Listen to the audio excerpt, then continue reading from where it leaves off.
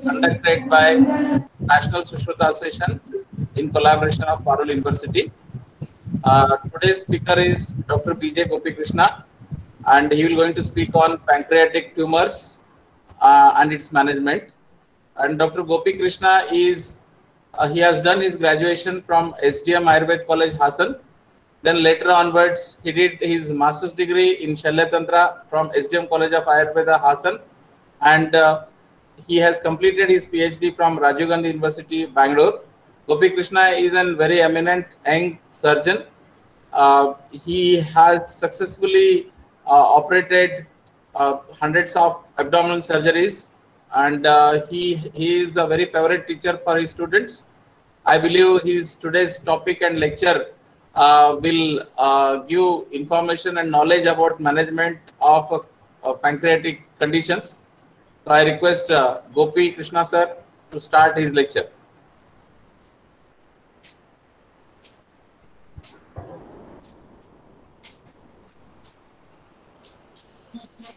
Hello.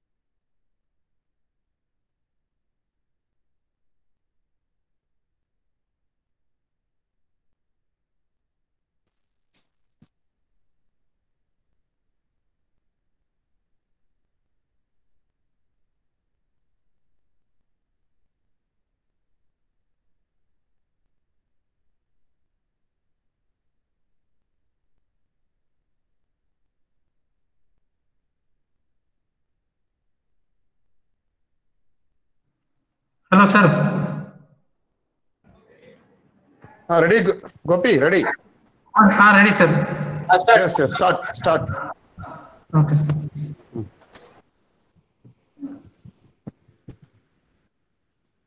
Good evening, everybody. Sir, present ಆಗ್ತಿದೆ Hemant sir. Share present share. ಆಗಿಲ್ಲ. You go to present now. Present now you go. Yes, sir.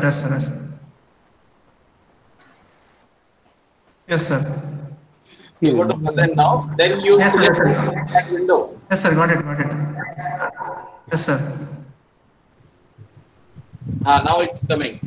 Yes, good. You make full screen. Yes, sir. Full screen and right. Slide show. Yes, sir. Correct. Done. All the best. Sir. Thank you, sir. Good evening, everybody.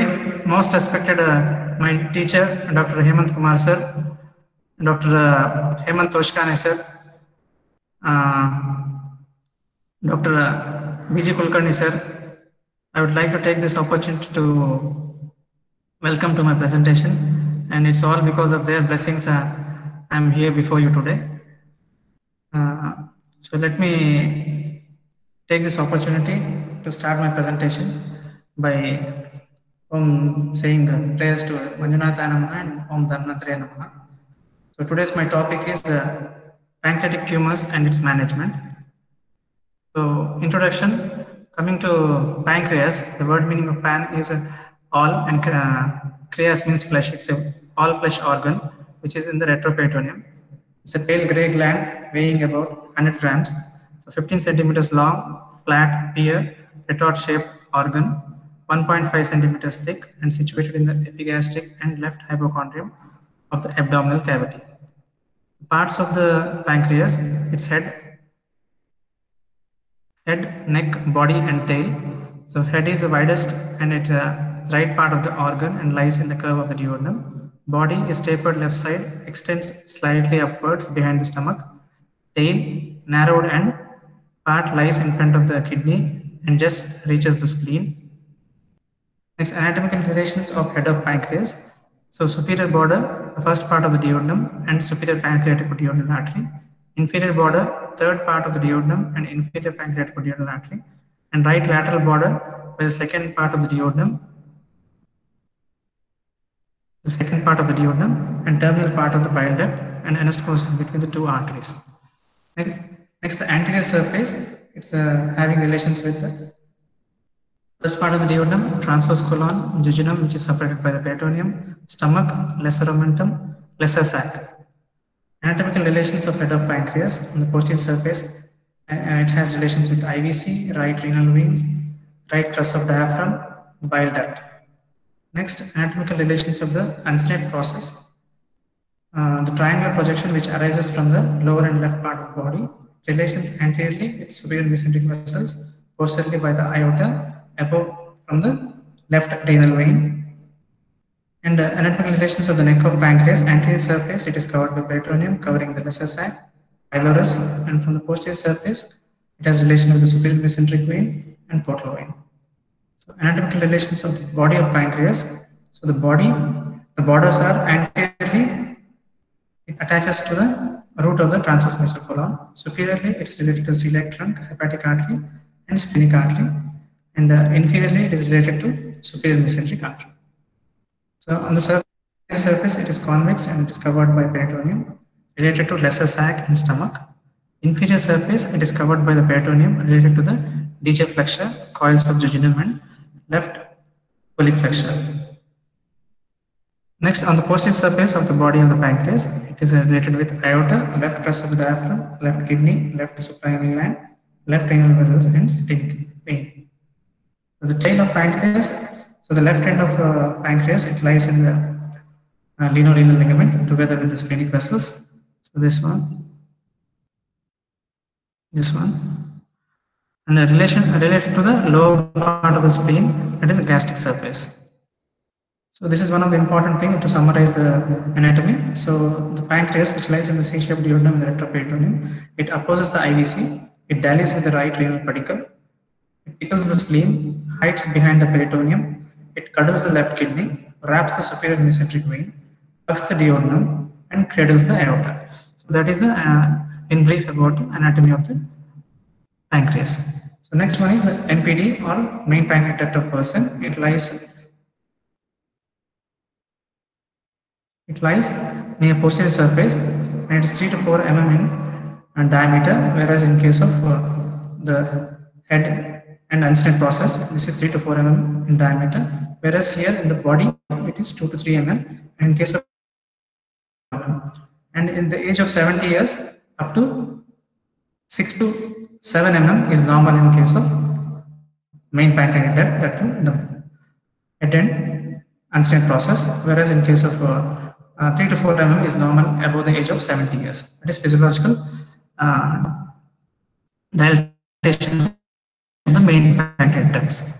So begins at the tail, runs throughout the body, and bends at the neck, run downwards and backwards at the head of the pancreas.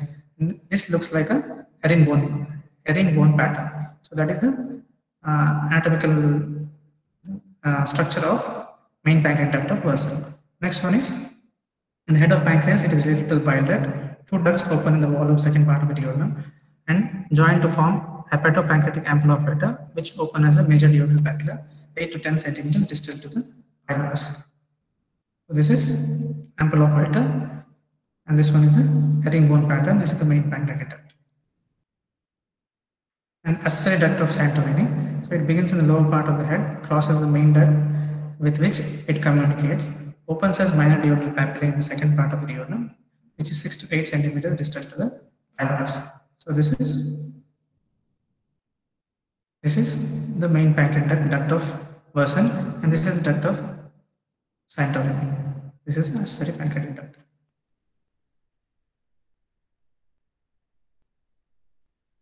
Next, arterial supply by the splenic artery, superior pancreaticoduodenal artery, which is the branch of celiac trunk, inferior pancreaticoduodenal artery from superior mesenteric artery, and venous drainage from the splenic vein, superior mesenteric vein, and inferior mesenteric vein, and by the portal vein.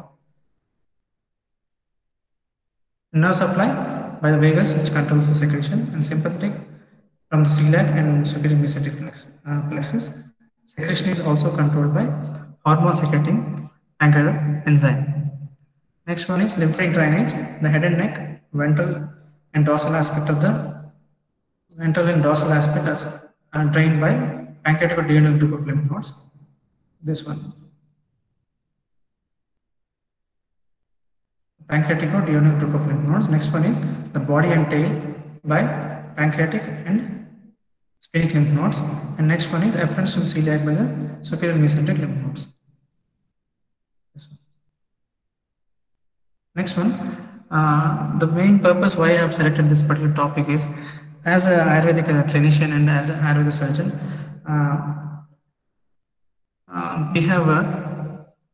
we should be able to diagnose the patients as they come to our OPDs, and when we admit them, there are many particular challenging cases which we had seen in the hospital, which has rekindled interest in pancreatic disorders. So let me share some of my clinical experiences along with the tumors of the pancreas. So the classification of pancreatic tumors are parenchymal and stromal, and parenchymal, exocrine tumors and endocrine tumors are present. So as WHO classifies, exocrine tumors are almost 95% of the tumors of the pancreas. In benign tumors, serous cystadenoma, mucinous cystadenoma, intraductal papillary mucinous adenoma, mature teratoma, and borderline mucinous cystic tumor with moderate dysplasia, intraductal papillary mucinous tumor with moderate dysplasia, solid pseudopapillary tumor, malignant ductal adenocarcinoma, which has 70 to 75 to 80% of all the exocrine tumors, serous mucinous cystadenoma, and intraductal mucinous papillary tumor. And endocrine tumors constitute 5% of the total tumors of the pancreas. So it's an endocrine tumor, that is an axilloma, which is the source is beta cells, and its clinical presentation will be Papal striatum, gastrinoma from G cells and peptic ulcer that can cause glucagonoma, that is by alpha cells, that is diabetes, and anemia, that is it causes necrolytic migratory erythema. Next one is myopoma pancreatic cholera, that is also called as cholera syndrome or Bernard-Morrison syndrome, where VDHA, that is a syndrome, we call it as watery diarrhea, hypokalemia, achlorhydria. Next one is somatostatinoma. As a clinical presentation, diabetes, steatorrhea, and gallstones. So coming to the benign exocrine tumors of the pancreas. So benign serous cystadenoma is common in females and usually found in tail of pancreas. May be associated with von Hippel-Lindau syndrome and were very rarely malignant. And if it's malignant, it can be isolated malignant serous cystadenocarcinomas. It produces symptoms where they grow large enough they can compress on adjacent organs, which can cause obstructive pathology like jaundice, abdominal pain, backache, features of pancreatitis, and palpable mass in the epigastrium. So these particular tumors can be subtyped into microcystic, oligocystic, or microcystic. So which is can be solid or mixed serous endocrine neoplasms, and VHL associated serous cystic neoplasms. So they rarely require surgery unless they are symptomatic. And so the surgery which has to be included is pancreaticoduodenectomy, distal pancreatectomy, or total pancreatectomy, wherever the particular anatomical part of the pancreas, depending upon that we plan surgery. If it is distally present, then we do a distally. Body and tail, if the patient has a growth in the tail, then we go for a distal pancreatectomy. And if it's present in the whole body, head, body, and neck, then we do a total pancreatectomy. Next one is a benign mucinous cystadenoma.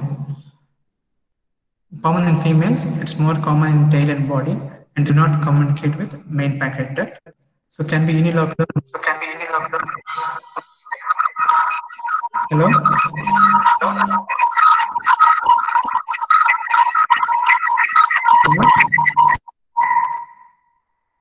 Can be unilocular, sir?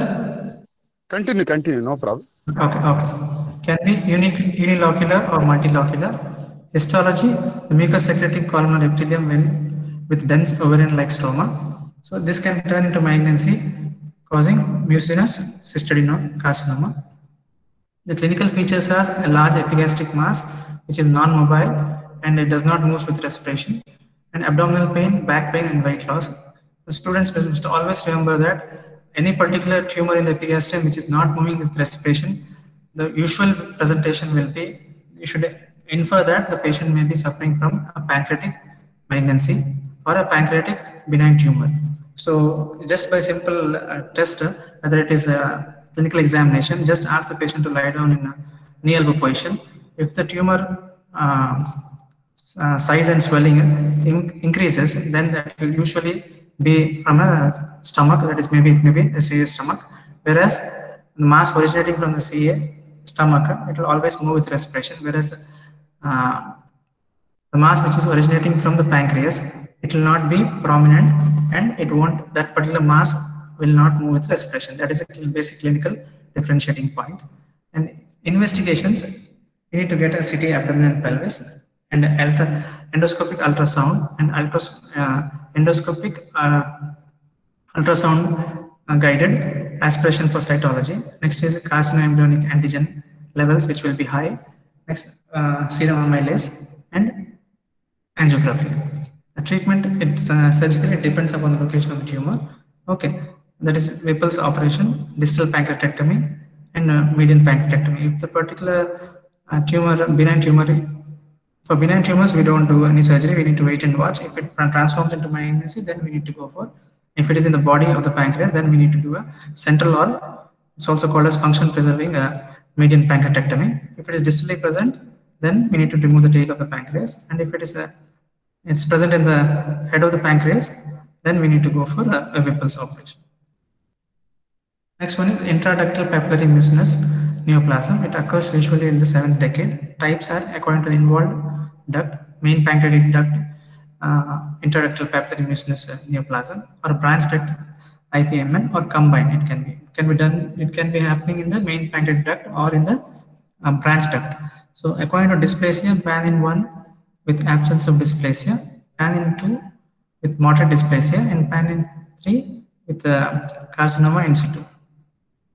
So in main pancreatic intrapapillary mucinous neoplasm, associated with dilatation of the main pancreatic duct above 1 centimeters, which is containing mucous bulges through ampulla. So in branch duct IPMN, it involves the accessory duct or other branches, but communicating to the main duct. So which also involves the head uncinate process, neck, and body of pancreas. So the combined IMPN, it involves both main and the associated branches of the main pancreatic duct. So histopathologically, they will be tall, columnar mucin containing epithelium, with or without papillary projections. Clinical features: jaundice, steatorrhea, recent onset, worsening of diabetes occurs if the patient has malignancy. The investigation, the CA will be raised, that is carcinoembryonic antigen, which is raised above 120 nanogram per milliliter. Next one is ERCP, endoscopic retrograde cholangiopancreatography, shows triad of Hashi, that is bulging of ampulla of Vater, mucin secretion, and dilated main pancreatic duct. So dynamic MRI and helical CT scan, computed tomography, and endoscopic ultrasonography guided sonography for aspiration cytology. Next one is main duct IMPN is always resected, but whereas a branch duct IMPN less than 3 centimeters will always observed for every 3 months, and he has to undergo an MRI and or if necessary ERCP evaluation, which should be done for every 3 months, and then the decision should be taken. And a branch duct of IMPN above 3 centimeters, you need to go for a middle pancreatectomy. Next one is a multifocal the patient has, then we need to, if the particular tumor is there all over the main pancreatic pancreatic duct, then we need to go for total pancreatectomy or extended dissection.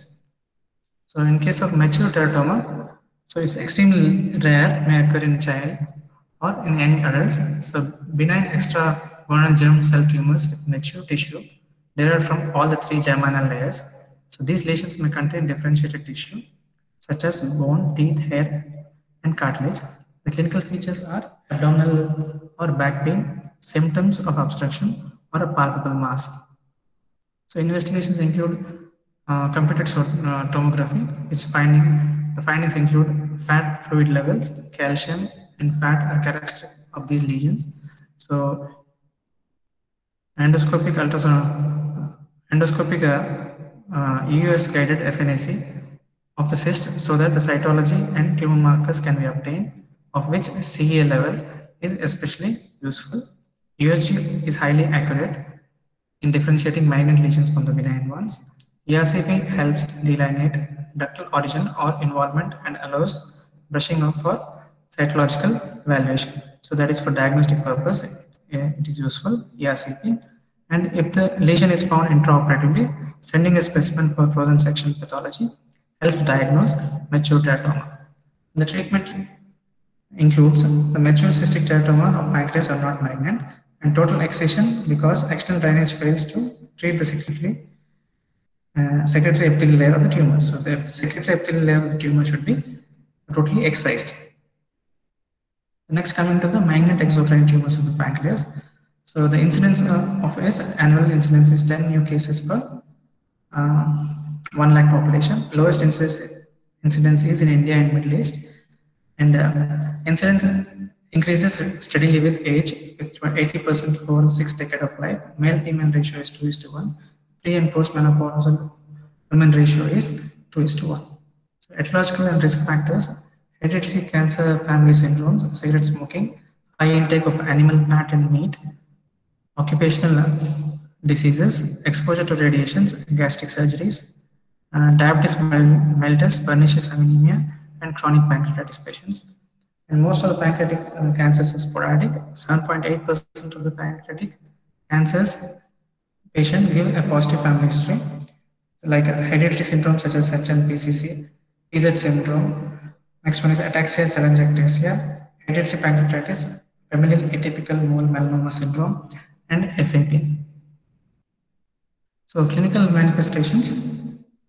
It is unfortunate that pancreatic cancers are asymptomatic when they turn up into our OPDs until there will be local or systemic complications develop, like if there is any obstruction to the bile duct, there will be development of jaundice and pleuritis, for which patients will end up in the hospital, and obstruction to the duodenum, which causes, or the stomach, which causes gastric outlet obstruction, and ulceration, which causes gastrointestinal hemorrhage, where the patient may present with melena. An infiltration of the peripancreatic nerve roots produces pain, which causes backache, and usually will be treated as a catechula. Why? Because they'll have radiating pain from L1 to L3. So we should be careful regarding, or the patient may be also having a musculoskeletal, because it can be mimicked with musculoskeletal pain, but usually the musculoskeletal region will be involved with secondaries in L1, L2, or L3, or in the whole spine, for which you need to evaluate it. So the onset of symptoms are insidious and progressive. So the next one is abdominal pain is usually postprandial and in epigastrium. And pain in the upper back denotes retroperitoneal extension. So coming to the carcinoma head of pancreas. So this is one of the most challenging cases which we need to diagnose. So I'll give you one famous personality like Mr. Steve Jobs, who lost his life battling CA pancreas, one of the rare tumors he had. So he was diagnosed very initially, but it took him 9 months for him to get operated. So his lifespan reduced by almost 50%. So early diagnosis and the early management will save the day for you. So regarding CA head of pancreas, the duration of symptoms will be 1 to 3 months, and pain, there will be discomfort in the abdomen. Pain is rare, but if it is late but severe.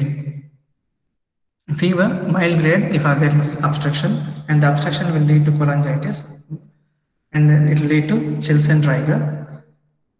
And jaundice is persistent, progressive, painless, and pleuritic. They'll have obstructive jaundice, so that's why they'll have clay color stools.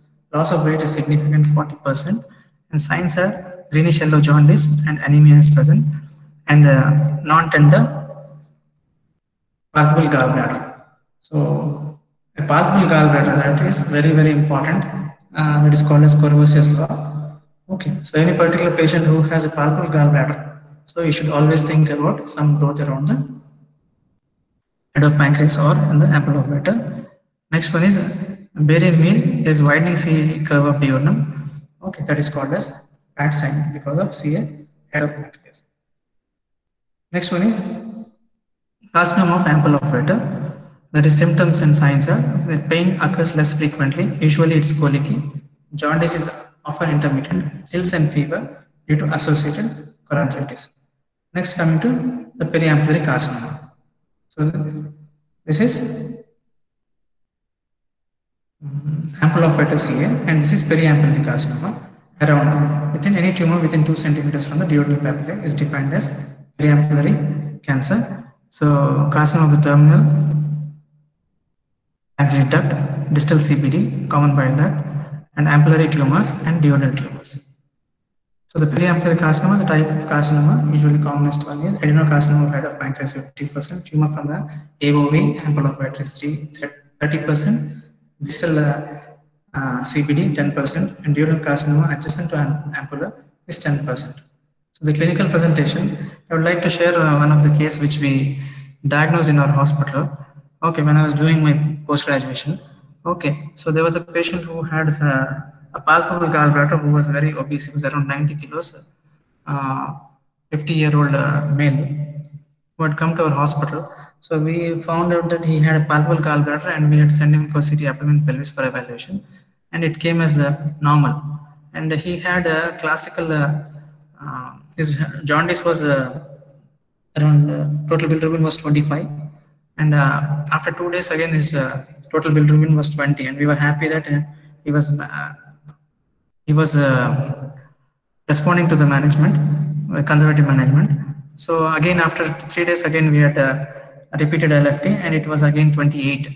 So there was vaccine. So students should remember that in periampullary carcinoma, because of obstruction, when the obstruction is increased, then obviously the bile which runs into the D2 will be stopped. So because of that, there will be obstruction, there will be cholestasis, and that will lead for increased total bilirubin. And once there is a shedding of the tumor, then obviously from D2, from the periampular region, the bile will be passed to the D2, then the jaundice will come down. So that is a classical feature of waxing and waning of jaundice, and the CT had come as normal, so we were thinking that it was a hepatocellular cause. So that's why when we treated them, and we were not convinced, so we had referred him to higher center. So that time we didn't know how to. I didn't know how to see a CT, to read the CT abdomen pelvis regarding the pancreatic anatomy. So when we had sent him to the other particular eye center, they said that they did a CT, and then they said that that particular patient had a periampullary carcinoma. So the take-home message is never rely on investigation or others particular CT report. So we should be able to identify the pancreatic anatomy and to diagnose. So the take-home message is, and in another 2 months when we saw him again, he had lost almost 40% of his total body weight, and we could not recognize him. So because it was already late by the time he was diagnosed, even though we had sent him to referred to a proper center, but still he could not undergo surgery, and he lost around 40% of his total body weight. So the pain abdomen, uncommon and it's moderate. Melena, more common. General condition is fair. Barium meal is reverse figure of 3 sign. So severe backache indicates inoperability and ominous sign. Next one is physical findings. So palpable gallbladder, that is Courvoisier's law. Students always remember any palpable, say why we had a very strong clinical finding, because there was a palpable gallbladder. So when we referred to the higher center also, we said that there was a palpable gallbladder and he has a waxing and waning of jaundice, but CT reports are found to be normal. So kindly evaluate it for any other rare malignancies of pancreas like insulinoma or gastroma. Okay, any other endocrine tumors. So when we had sent him, after 1 month he turned out with reports, and it was found that there was a periampullary carcinoma. So what does Courvoisier's law states is, a palpable gallbladder in a jaundice patient is not due to a stone in the CBD, but due to growth. but there are exceptions of this law, and postgraduates should always remember this. Okay, so the most commonest cause is it is unlikely because of gallstones. So the patient will have right upper quadrant pain in abdomen, and this is possible malignancy of the gallbladder or pancreas. Okay, so the particular main exceptions of this particular rule are absence of gallbladder, intrahepatic gallbladder where previous cholecystectomy has done, double impacted stone in CBD, and one in the cystic duct. Next, mucocele of gallbladder, large stone in Hartmann's pouch,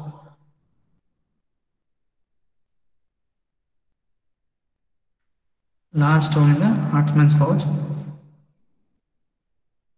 and empyema of gallbladder with CBD stone. So these are the exceptions of the Courvoisier's law. So never forget regarding Courvoisier's law. Why? Because if you have palpable gallbladder, definitely there should be some particular pathology in the either in the CBD, they may be having a distal CBD growth, or they may be having a CA ampulla of Vater, or they may be having CA of periampular region, or they may be suffering from any particular malignancy which is obstructing main pancreatic duct, or which is in the major duodenal papilla or minor duodenal papilla. Next one is the classical features of periampullary carcinoma. It will have hepatomegaly, TRES, ascites, Virchow's node, pelvic deposits, Trousseau's sign, Sister Mary Joseph nodule, Virchow's sign, that is a left supraclavicular lymph nodes. It's also called as Trousseau's sign, TORISIERS. And next one is Trousseau's syndrome, that is migratory thrombophlebitis, which is associated with this is migratory thrombophlebitis. It's a classical feature of periampullary carcinoma. Next, coming to the carcinoma of body and tail of pancreas. So the signs and symptoms, there will be severe pain radiating to the back, L1 and L2. So mild red fever, jaundice which occurs if there is a secondaries of liver, lymph node or lymph node at porta-hepatis, which is causing compression, and occurs in less than 10% of the patients.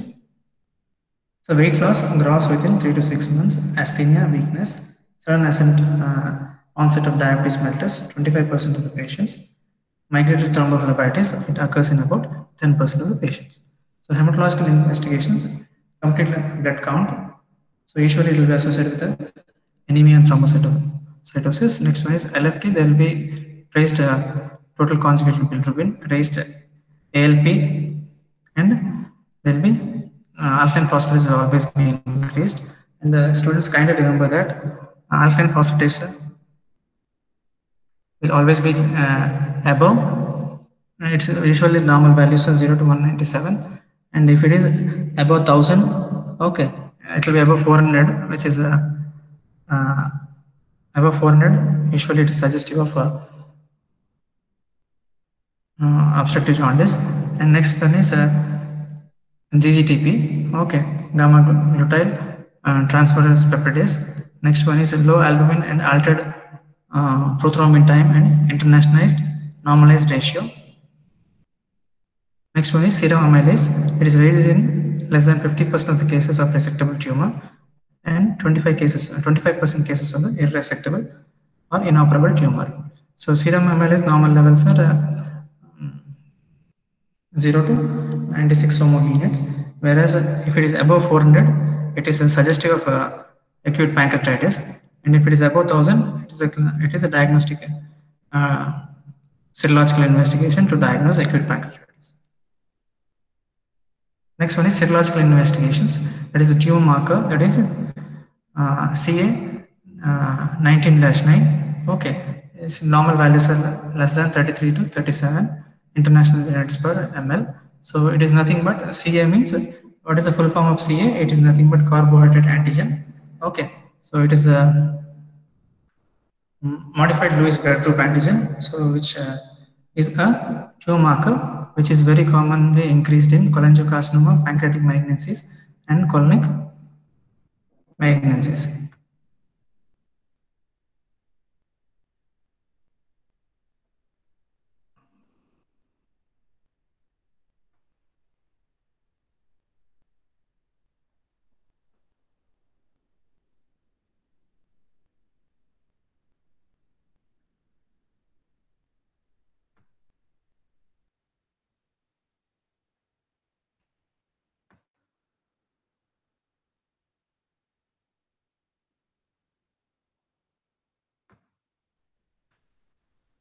So it's a silated oligosaccharide most commonly found in circulating mucin in cancer patients, also normally produced within cells of the biliary tract and can be elevated in 10% of the cases of benign diseases of pancreas, liver or bile ducts. So it's usually elevated in 75 to 85% of the cases of pancreatic cancers. In 5 to 10 patients lack CA19-9 producing enzyme. It is nothing but carbohydrate antigen. Okay, in absence of biliary obstruction, intrinsic liver disease or benign pancreatic disease, okay, the value may be above 100 international units per milliliter, highly specific for malignancy, especially pancreatic carcinomas. So it's a serological tumor marker.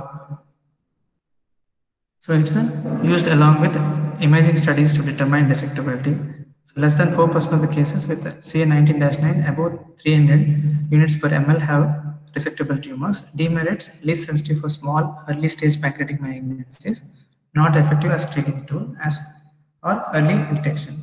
So 0.2% positive result in asymptomatic cases and 4.3% positive in early symptomatic cases. Next one is CEA, that is carcinoembryonic antigen, which is high molecular weight glycoprotein found normally in fetal tissues, elevated only in 40 to 45% of the cases of pancreatic malignancies. It is not sensitive for specific pancreatic malignancy. It's also elevated in other benign and malignant conditions like CA colon. Radiological investigations, CT scan. Okay, so it's the mainstay of initial diagnostic modalities used for assessing patients of suspecting CA pancreas. Triple phase spiral 3D CT scan, which has 90% accuracy in determining the resectability potential, as accurate as EUS. Endoscopic ultrasonography, so to detect size, extent, nodal status, and portal vein involvement. The portal vein, if it is involved, that is suggestive of inoperable.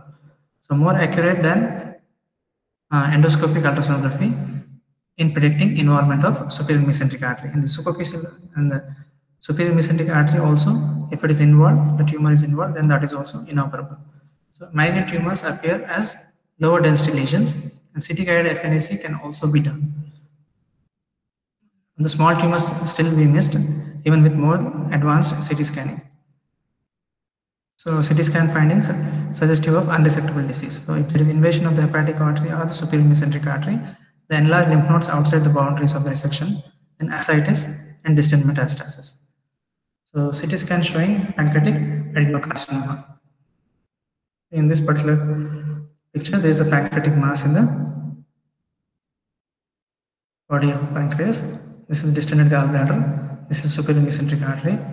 Okay, so gallbladder is distended because of biliary obstruction. The superior mesenteric artery is surrounded by the tumor, making it an unresectable T4 lesion. That is very, very important. So this is irresectable or inoperable. So 2 centimeters pancreatic adenocarcinoma. Okay, causing obstruction both on the CBD and the pancreatic duct.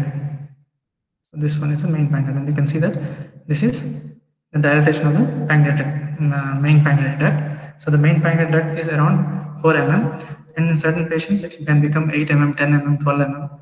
Okay, so in case of because of obstruction. Next, radiological investigation, that is transcutaneous ultrasonography. So it is less useful than CT because pancreas is often obscured by overlying gas from stomach, duodenum and colon. So the depth of the pancreas from anti-abdominal wall limits imaging to lower 2 to 5 millihertz frequency, hence lower resolution. So detects only 60 to 70% of CA pancreas.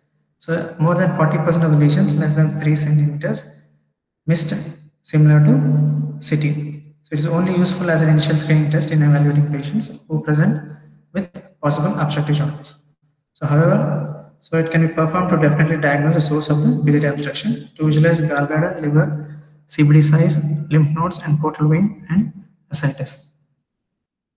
So indicated in case of endoscopic ultrasonography, indicated if high suspicion of CA pancreas if CT is normal. So most sensitivity, most specific and sensitive diagnostic tool for pancreatic malignancy. Negative EUS, endoscopic ultrasonography, is nearly 100% specific at ruling out presence of pancreatic neoplasms. Detection rate is 99 to 100% for all pancreatic carcinomas, including less than 3 centimeter, as accurate as ERCP or MRCP for assessing etiology of obstructive jaundice. So equivalent to dual phase spiral CT for assessing tumor resectability potential, is superior to CT as a mean of assessing T stage of the tumor, that is tumor staging. Example, portal vein and superior mesenteric artery vein involvement. So EUS guided FNAC can also be done at the time of EUS diagnosis. The main demerit is inferior to CT in assessing arterial involvement and distant metastasis, poor at detecting occult nodal involvement, same as the CT. So we don't have this particular EUS in Hassan, so we send this particular patients to Bangalore, Manipal, or we send it to Asian Institute of Gastroenterology, Hyderabad. So endoscopic ultrasound of a 2.2 centimeters pancreatic adenocarcinoma. This picture. This is endoscopic ultrasonography, where you can see a mass here, okay, which is involved, which is next to the portal vein and the superior mesenteric vein. It's very closely associated with the, so you can see this particular border, and this is the superior mesenteric vein, which is a mass obstructing the CPD but not invading the portal vein and superior mesenteric vein. The radiological investigations, that is ERCP, so it is highly sensitive means of detecting pancreatic and biliary ductal abnormalities in pancreatic cancers. And 90 to 95% cases have ERCP findings. So the most important advantage is you can take a breast cytology and forceps biopsy can be taken with 50% yield. The demerits are finding is not always highly specific for pancreatic malignancy, difficulty to differ from the changes of chronic pancreatitis, more invasive and carries 5 to 10% risk of complications such as injuries to the ampulla of Vater, injuries to the main pancreatic duct. So it is reserved as a therapeutic procedure for biliary obstruction or for diagnosis of unusual neoplasms such as IPMN, that is intrapancreatic mucinous neoplasms, and limited staging information. Next one is MRI. It's not superior to spiral CT in diagnosing and staging of pancreatic malignancies, and MRCP, that is magnetic resonance cholangiopancreatography, which is a non-invasive method for imaging the biliary tree and the pancreatic duct. So radiological investigations, PET scan. PET scan also has a very important role for assessing regarding the primary and secondaries. So it uses 18F fluorodeoxy glucose to image the primary tumor and the metastatic disease, useful in detecting occult metastatic disease. That is a major advantage, which cannot be picked up by MRI, abdomen and pelvis. It can be picked up for lymph node metastasis also. Alone offer no additional benefits over high quality CT. PET CT more sensitive than conventional imaging for detection of pancreatic malignancy. Next was needle aspiration. So in favor, that is to provide proof of pathology preoperatively, to exclude unusual pathology, evidence of disease before initiation of multidisciplinary treatment like neoadjuvant chemotherapy. And needle aspiration biopsy will not alter the therapy. It may result in tumor seedling. So this is one of the important thing where you may the particular site of the tumor, you may cause tumor seedling, and it can lead to malignant ascites, infection, bleeding, fistula, and leak. So once if you have tumor seedling and it is causing ascites, the whole particular abdomen, that is Pandora's box, will get having a malignant ascites. Once it is malignant ascites, that particular patient is asadhya and it is incurable. So these are the limitations of needle aspiration. So it interferes with definitive surgery and increases the cost of the care. So needle aspiration, as I told you, tissue diagnosis before performing pancreatic PD, that is pancreatic duodenectomy, is not essential. Negative biopsy doesn't rule out malignancy in case of clinical and diagnostic clues. Tissue diagnosis is mandatory if you want to conduct neoadjuvant chemotherapy to be given. Clinical presentation more suggestive of alternate diagnosis such as lymphoma or pancreatic islet cell tumors. So Steve Jobs had a islet cell tumor.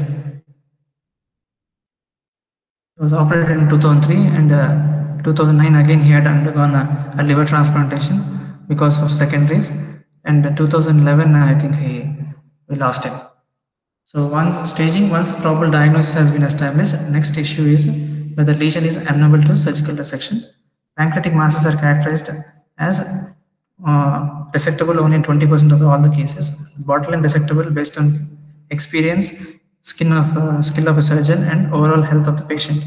Okay, and then if they're irresectable or inoperable, don't touch them.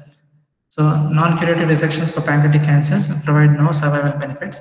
So hence, when not to operate decision requires accurate pre-operative staging. So I had assisted for 2 Whipple's procedures, and that particular patients, after the 2 particular patients went home without any particular complications. And in Hassan, they charge around 1.5 lakhs for a Whipple's procedure without medicines. And in Bangalore, they charge around 5 lakhs. And the operating timing will be around 5 to 6 hours. And it is technically challenging and very cumbersome procedure where it needs lot of skill. And according to AJCC 2002 classification, that is TNM classification, that is tumor, TX, that is primary tumor cannot be assessed, T0, no evidence of primary tumor, TIS, carcinoma in situ, T1, tumor is limited to the pancreas, 2 centimeters or smaller in greatest dimension, T2, tumor is limited to the pancreas, larger than 2 centimeters in the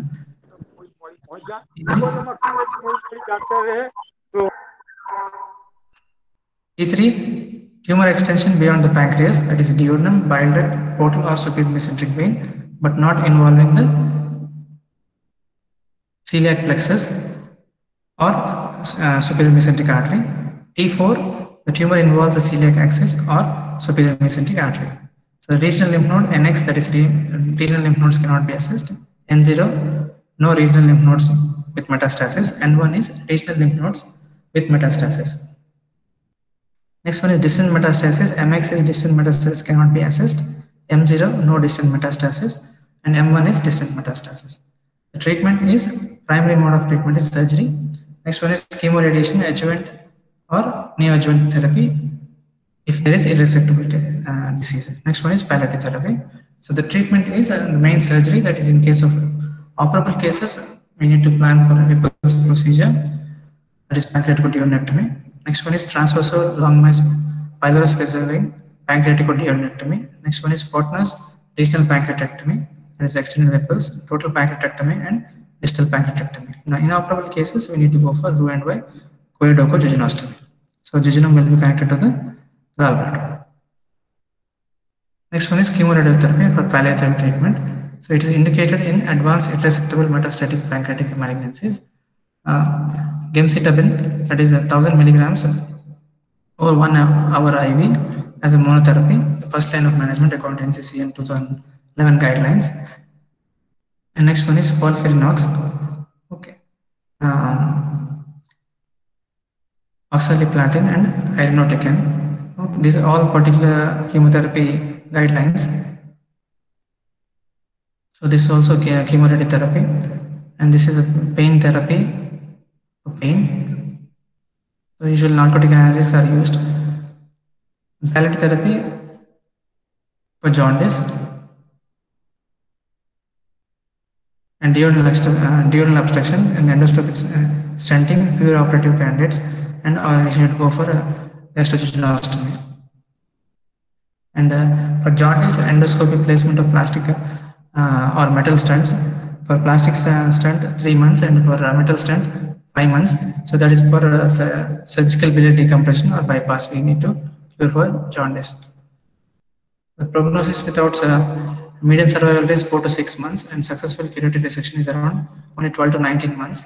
So 1 year survival rate is 24%, and overall 5 year survival rate is 5%, and 15 to 20%. Whereas in the case of location, then head and neck, the early presentation obstructive jaundice, you have better prognosis, and body and tail will come as a late presentation, and there will be mass and there will be lymphatic involvement, so they'll have worse prognosis. So poor prognostic factors is if the growth is above 3 centimeters, nodal involvement, ratio of positive nodes to total nodes removed more important than margin positivity. Portal vein infiltration, liver and lung mets, ascites, Trousseau sign, left supraclavicular lymph nodes, white bile on table, associated problems like pancreatitis, diabetes mellitus, and liver dysfunction. So the future therapy for that is immunotherapeutic gene therapy. So previously, they were telling it as a so then they were not taking much care of the patients. So now new particular treatment is immunotherapy, so which helps in assisting immune system. One of our famous anesthesia who used to come when we were doing a post graduation. So that particular doctor was diagnosed with C of ample of water. Okay, and it was misdiagnosed in many hospitals, and he had undergone a cholecystectomy in a famous hospital in Bangalore, and afterwards he developed obstructive jaundice, and that was because they thought that it was a patient had the doctor itself had a injury to while operating, injury to the cystic injury to the common bile duct. So that was a post-operative stricture secondary to laparoscopic cautery injury. So afterwards, he was diagnosed as stricture, and they used to every 3 months he used to change the stent. And he had been to another hospital, and they diagnosed in Chennai. They diagnosed it as CA ample of water. So every 3 months he goes and changes a stent, and followed by everybody said that that particular we are going to lose that particular anesthesia. And afterwards, along with every 3 months, he used to change his stent, and he was started on immunotherapy, and now he's fit and fine, and he's coming back to hospital. So everybody had lost hope that we would lose that particular famous anesthesia in Hassan. So the replacement of the tumor suppressant gene function, inactivation of oncogenes, and next one is associated gene therapy. So it's transgene introduced that converts an inactive non-toxic drug into active cytotoxic agent. Example, herpes simplex virus, thymidine kinase system. So next, coming to the endocrine tumors of the pancreas. So these are very rare tumors which occurs. Their endocrine tumors are rare, approximately 5 lakh per 1 lakh per year. About 20% are non-functional. The functional tumors may be benign or malignant. Next one is the histological characteristics do not predict their clinical behavior. For all types of endocrine tumors, malignancy is defined as the presence of METs. So no environmental risk factors have been associated with development of these particular tumors. Some syndromes have been associated with pancreatic endocrine tumors like MEN, 1 Hippel-Lindau syndrome, and neurofibromatosis. So types and distribution. So the endocrine tumors, that is glucagonoma, insuloma, somatostatinoma, PPoma, VIPoma, and gastrinoma. So the commonest insulinomas, the first one is, so 60% of all pancreatic endocrine tumors. So average age at diagnosis is 45 years in men, and women are equally affected, equally distributed in the head and body and tail of pancreas. Rarely they may be located in the duodenum, splenic hilum, or gastrocolic ligament. 90% less than 2 centimeters in size. So they are encapsulated firm yellow-brown nodules that are typically hypervascular. Malignancy occurs in 10% of the cases, and most are solitary lesions. Multicentricity occurs in 10% of the cases and should raise the suspicion of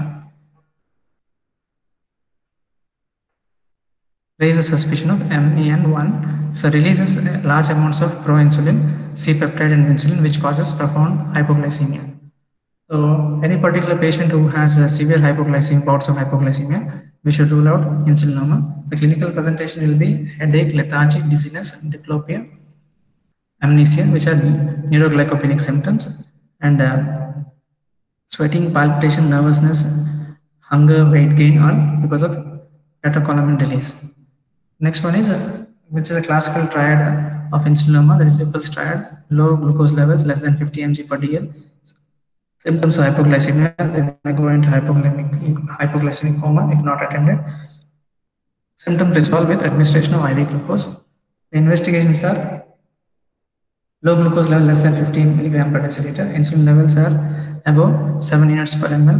Insulin glucose ratio will be more than 0.3. C-peptide to confirm endogenous source of insulin, and CT MRI for larger tumors, and endoscopic ultrasonography can detect the small tumors even less than 2 centimeters in size.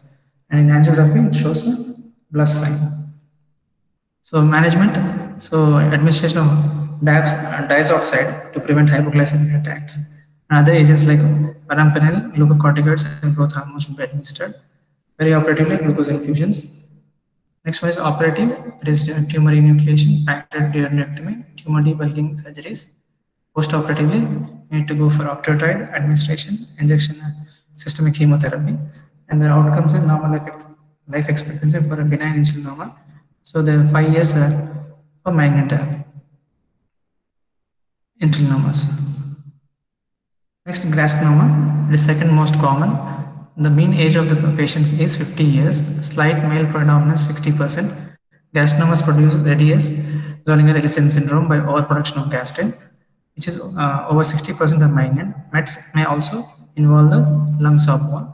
So this is Pessaro's triangle, so which is located in it is the junction between the head and neck of pancreas, the junction between cystic duct with CBD, and junction between the second and third parts of the duodenum. Clinical presentation, severe form of peptic ulcer disease, refractory to standard treatment in atypical location. So upper abdominal pain, GI bleeding, weight loss, nausea, vomiting. It usually in OPD basis, we will treat it as amlopitta and send them. So you should always have in the back of your mind that it can also be a carcinoma because it can cause severe peptic ulcer disease. So there, by treating amlopitta, it's not going to heal, but we need to identify that particular patient is suffering from carcinoma. So and they'll be having GARD and diarrhea. Next one is diarrhea here.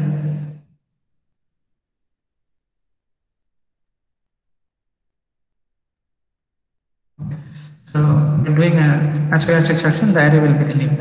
Investigations: fasting serum gastrin level is 200 to 1000 pg per ml.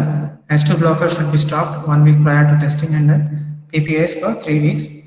Next one is basal acid output is above 15 milliequivalent per liter. Endoscopy, there will be multiple ulcers, large gastric rugae, and folds will be found with mucosal edema and usual hypermotility. So localization CT not for small tumors, MRI for liver mets, SRS that is with radioactive, radio-labeled octreotide, and endoscopic ultrasonography.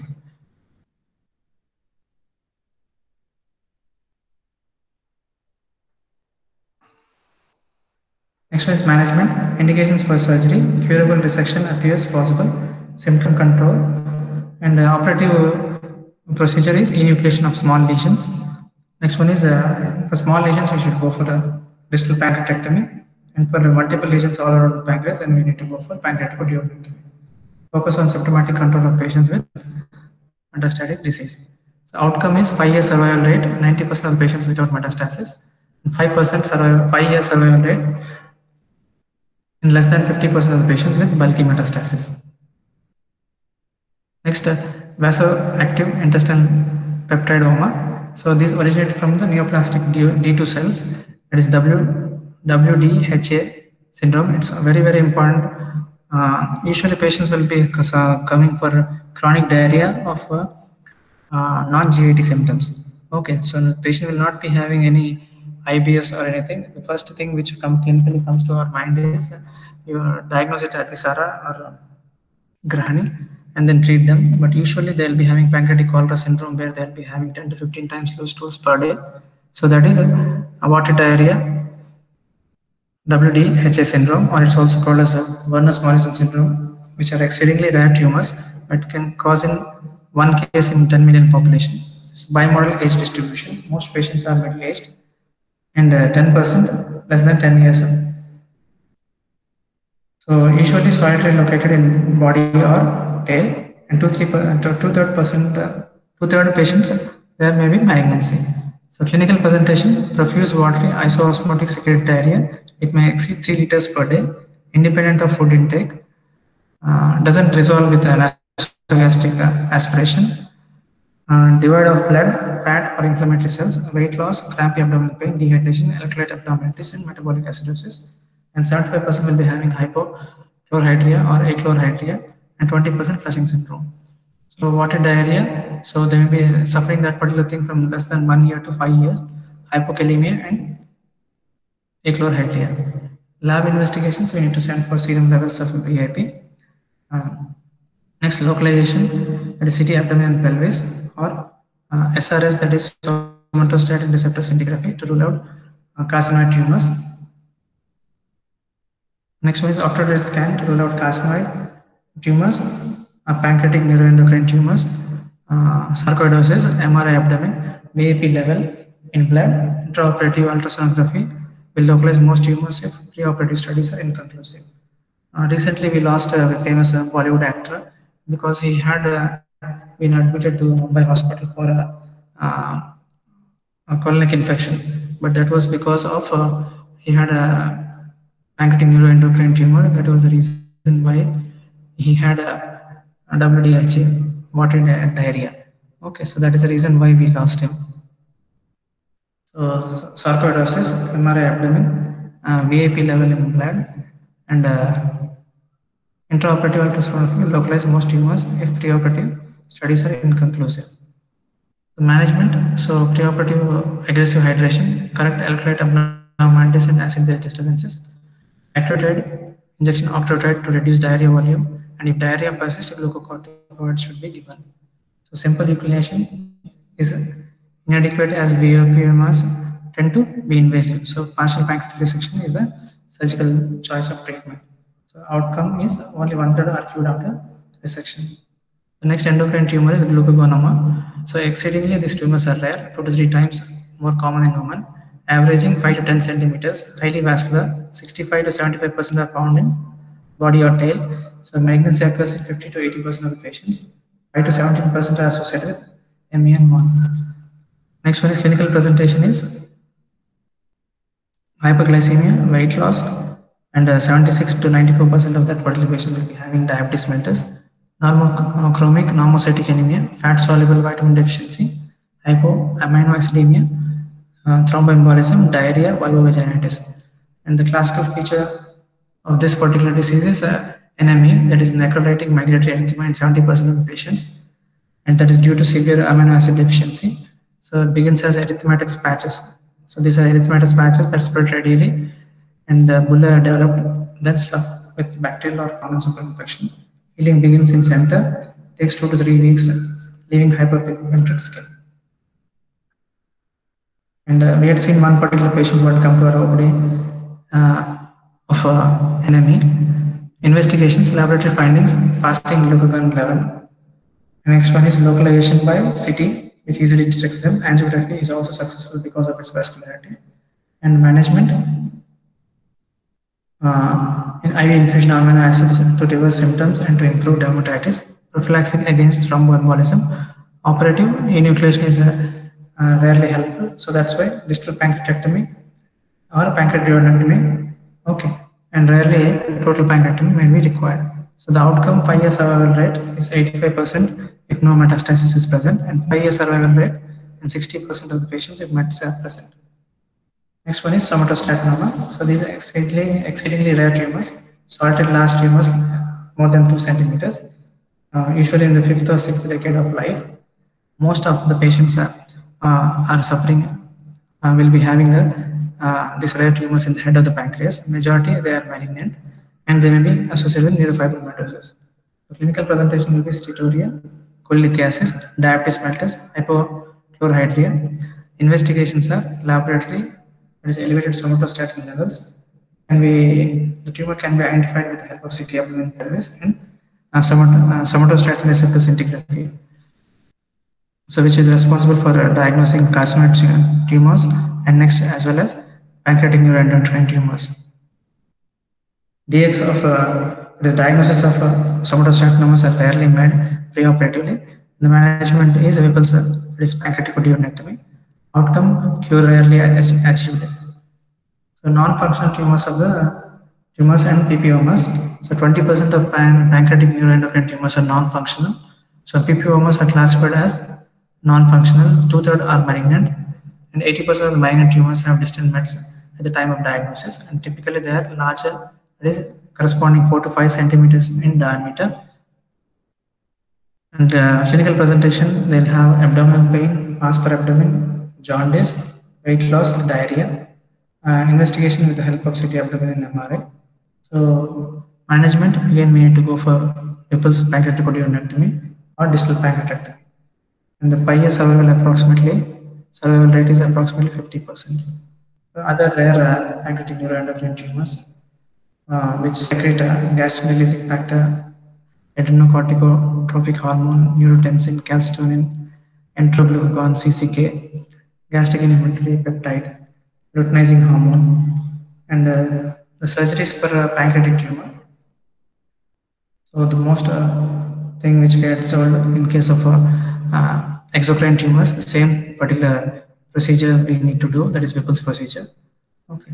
So operative steps of Whipple's procedure: incision, transfer subcostal midline, exploration, that is mobilization, cauterization, cholecystectomy, dissection of hepatoduodenal ligament, mobilization of pancreatic neck, partial gastrectomy and division of pancreas, dissection of retropancreatic vessels, and division of jejunum and reconstruction. So there are six well-defined operative steps, that is exposure of infrapancreatic superior mesenteric vein, extended Coccus maneuver, portal dissection, division of bile duct, division of stomach, division of jejunum, pancreatic neck transection. So the first step is exposure of infrapancreatic superior mesenteric vein, extended Coccus maneuver. Okay, that is a mobilization of a cattle's breast maneuver, exposing the duodenum, mobilizing the duodenum and exposing the posterior surface of the pancreas. Next, portal dissection. Next one is transect the stomach, that is enterectomy. Next, transect the jejunum and dissect the ligament of Treves, rotating the duodenum under the mesenteric vessels. Transect the pancreas and complete retroperitoneal dissection by removing the specimen from superior mesenteric vein and superior mesenteric artery. This is exposure of infrapancreatic superior mesenteric vein. Extended Coccus maneuver, portal dissection. This is the portal vein. Okay, gastroduodenal artery, superior mesenteric vein, common hepatic artery, and common hepatic duct. And division of the stomach, division of the jejunum, pancreatic neck dissection. Next, deconstruction after classical Whipple's surgery. Okay, so this is, we are going to do a choledocojejunectomy. Bile flow from the liver is re-established. Next one is pancreaticojejunostomy. Pancreas will be closed with end to side, flowing of pancreatic juice is re-established, and gastrojejunostomy. So side to side, we are going to, when what the patient consumes food, it will be coming into the jejunum. And next, 2-layer end to side and ductal mucosa, retrocolic pancreaticojejunostomy. 1-layer end to side choledochojejunostomy. And 1-layer end to side gastrojejunostomy. This is PPPD. Okay, so this is very, very important. Why I am telling you this particular thing is, so many particular mistakes which we clinically do is we ignore the things. Okay, so that's why there are many particular procedures in the pancreas. So I had operated and assisted for 2 Whipple's procedures, pancreatic duodenectomy, and whereas in case of many other diseases, many other surgical procedures, I have done around 50 particular procedures like drainage procedures, and the commonest resectional procedures, extended drainage procedures, resection and extended drainage procedures, pancreatic demarcation, denervation procedures, and pancreatic autotransplantation. In that, the most commonest procedures which we do is resection and extended drainage procedures, that is Price procedure and Beggar's procedure.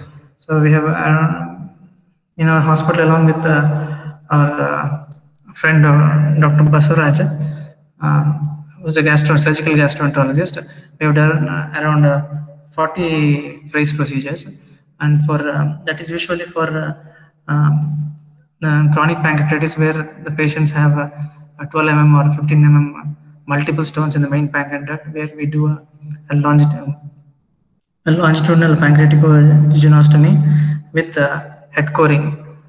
We have core the head and then we do a pancreaticogynostomy. So in two patients who were very young as 22 years old, they had diabetes mellitus.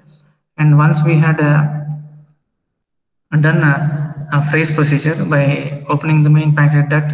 Why? Because that particular patient's main pancreatic duct was around 12 and his there were multiple stones in the pancreas, and we could convince him within 3 months. We had convinced him that you need to undergo surgery, or else your diabetes will worsen. And afterwards, that parent had come and he had undergone. We took consent, and that particular child was operated after 3 months. Okay, with multiple stones in the main pancreatic duct. We did a phrase procedure, and after 3 months, we had started him on insulin pre-operatively, short-acting insulin, human actropid, and after 15 days, his blood sugars came to normal. So the early diagnosis, why? Because the patient had chronic pancreatitis, and he decided, we convinced him, you need to get it operated. Immediately when he got it operated, because it was already, he was having repeated attacks of chronic pancreatitis since past 1 year. Nobody suggested him. So when we had suggested him that there is a chance for reversing diabetes mellitus, there is a chance. So the parents took it seriously and they underwent surgery, raise pancreaticogynostomy with head coring procedure. Okay, so that particular patient was reversed from diabetes mellitus. Okay, so that was not because of type 1 diabetes mellitus, that was because of the obstruction of the main pancreatic duct. The patient had developed diabetes mellitus. So in two particular patients, around 40 patients, young patients, we found out that diabetes was, the hyperglycemic status was completely relieved. And afterwards, we didn't start him on any insulin, or we didn't start him on any OHA. Why? Because his blood sugar levels started coming normal, and but that particular patients are on TAP pancreatoflat, or some particular patients on TAP Creon 10,000 international units, and some patients on Creon 25,000 international units. So these are the particular important clinical things which, as we get experience, we'll get smarter and better. So I want all the students, so the take-home message is the early diagnosis. Patients may be suffering from water diarrhea, chronic diarrhea, and we'll be usually treating them for either Atisara or Grahani. So you should also have an insight that because of rare endocrine tumors also, I think we should learn from, the better you learn from your mistakes, we'll get better day by day. Okay. So with this, I conclude my talk. Any doubts are there? Kindly ask. Hello, sir.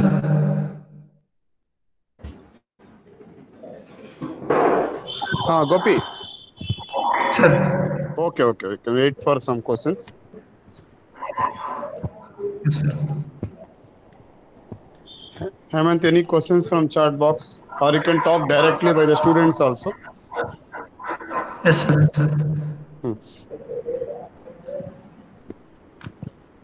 Any questions from PG scholars or faculty?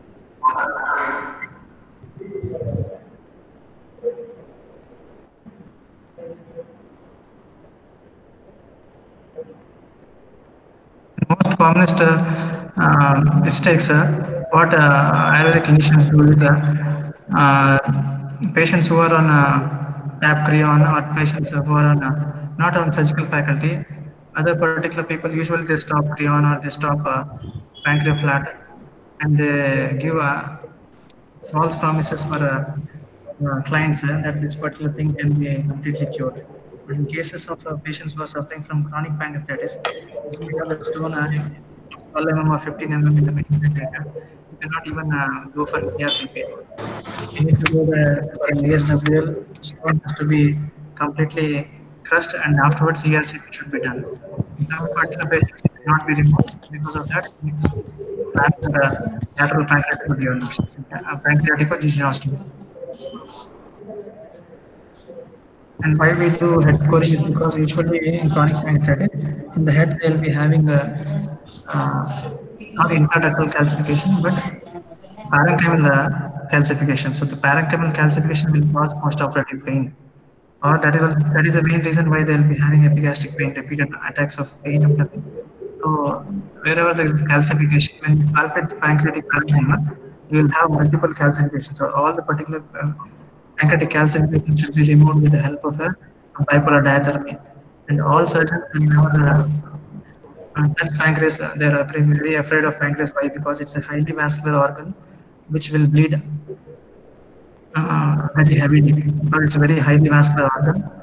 So that is the reason why nobody messes with the pancreas. Why? Because maybe a pseudopancreatic cyst or anything. Post-operatively only it will bleed like hell, and patient will get collapsed, and immediately it has to be shifted to OP, and you again you have to reopen it and see where it's ligating, where it's bleeding, and you give it ligating immediately.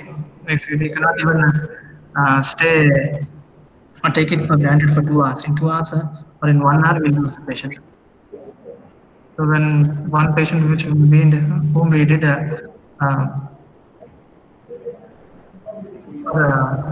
patient who has pancreatic pseudopancreatic cyst, we did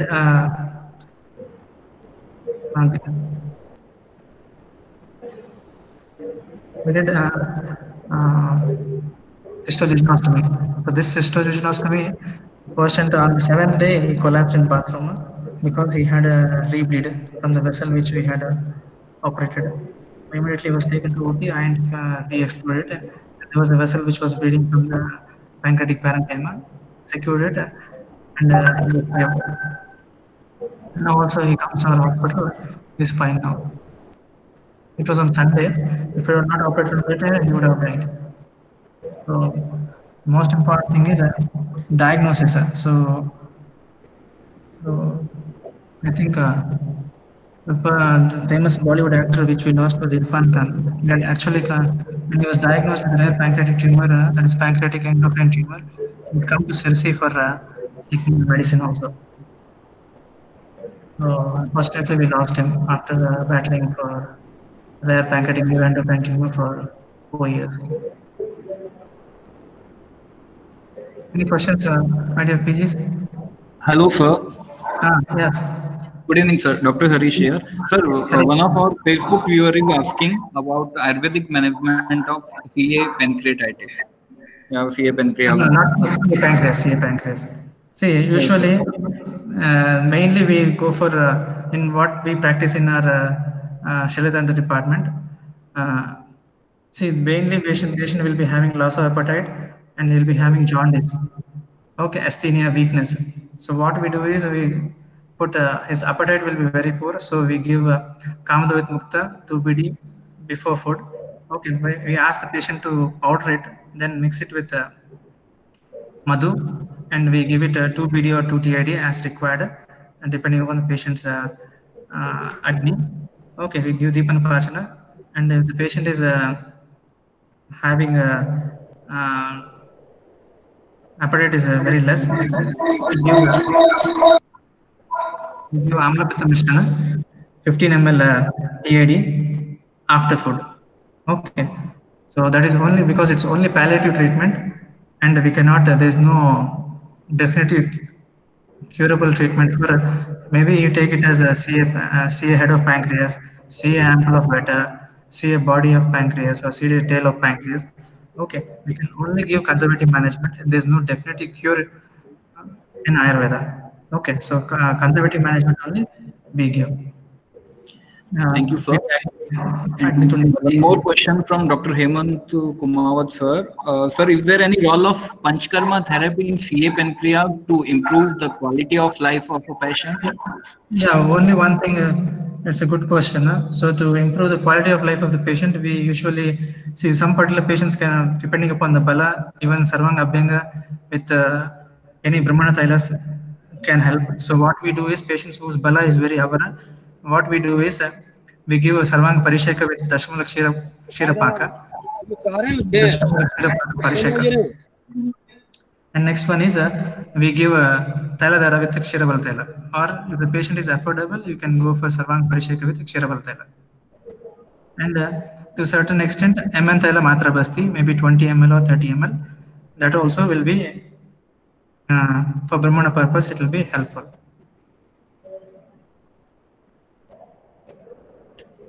Thank you, sir. Because request to viewer. Yes, please.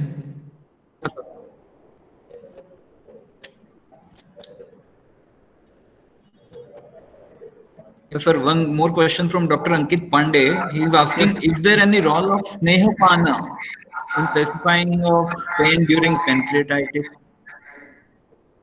In case of pancreatitis, acute pancreatitis or chronic pancreatitis? Your question should be more specific. Sir, he has not mentioned about that. He is asking, is there any role of Snehapana in pacifying of pain during pancreatitis? That's why I was telling you, whether in acute pancreatitis. Okay, for example, you know that the Masley's classification. Okay, in case of a patient if is suffering from edematous pancreatitis, I think you should always keep them 5 days nearby mouth.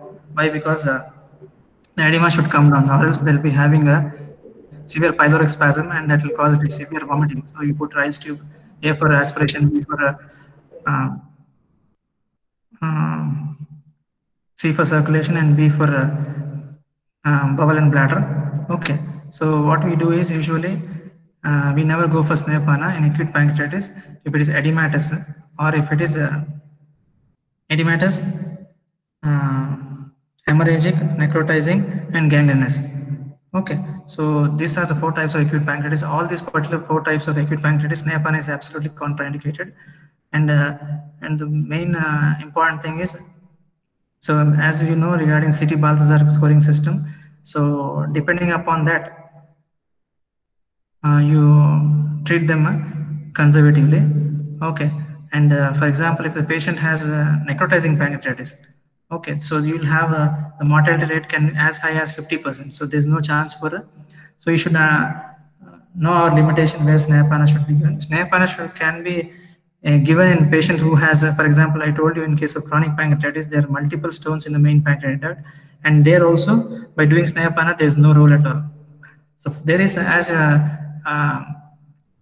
Sushruta clearly says that there is Srota Sangha because of the Ashmari in the main pancreatic duct. So until and unless you don't remove the particular stones which are measuring around multiple stones which are completely causing obstruction to the main pancreatic duct. So the main pancreatic and the pancreatic parenchyma, which secretes around 1.5 liters to 2 liters of pancreatic juice in 24 hours. So there is obstruction, Srota Sangha is there.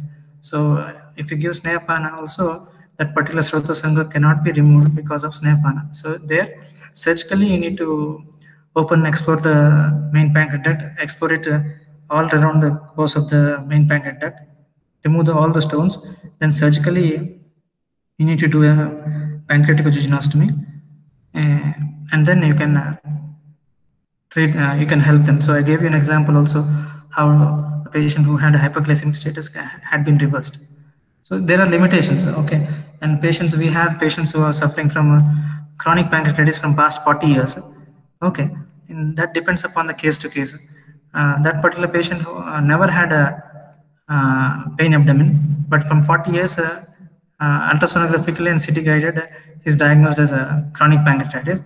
After 40 years, I have seen him, right from in 2000, I am seeing him. It's almost 20 years. So after 20 years, now he has developed diabetes mellitus. Okay, in the year 2020, maybe in January he was developed. So in that particular patient, you can give Snehapana, like Shamana Snehapana you can give, like Triflagrata, you can give, or you can give Achagrata, that is Gograta. Maybe 5 ml PD you can give. Why? Because that is Deepana Pachana. And if the particular patient has tituria, then obviously again Grutta is contraindicated.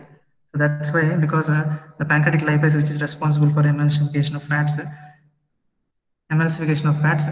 that is deficient. That is the reason why we always supplement them with TAP Creon 10,000 international units and or TAP Creon 25,000 international units. Okay, so one Creon 25,000 international will cost you around 75 rupees. So daily they have to take 3 tablets. So it is around 250 rupees per day into 1 month. So because of deficiency of pancreatic exocrine functions, they'll be having to take. You have to supplement pancreatic enzymes orally. Okay, any other queries?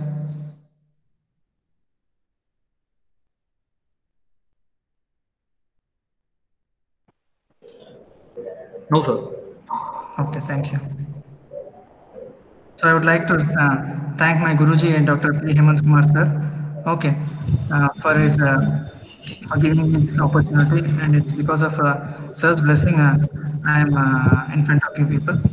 Okay, because sir's main motto is and surgical training, and the same thing what sir has taught us, we are uh, uh, guiding our students in his footsteps. Thank you, sir.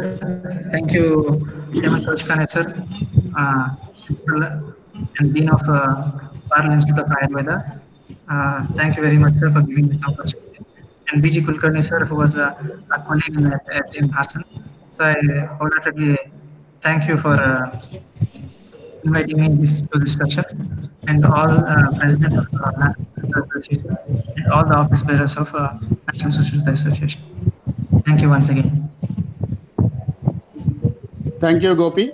I think really is a very excellent talk. Really, it is one of the important topic for PG scholars during examination and also for normal practice. And especially in the role of Ayurvedic management, the first important is proper diagnosis and decide about if it is a surgically indicated, go for surgery.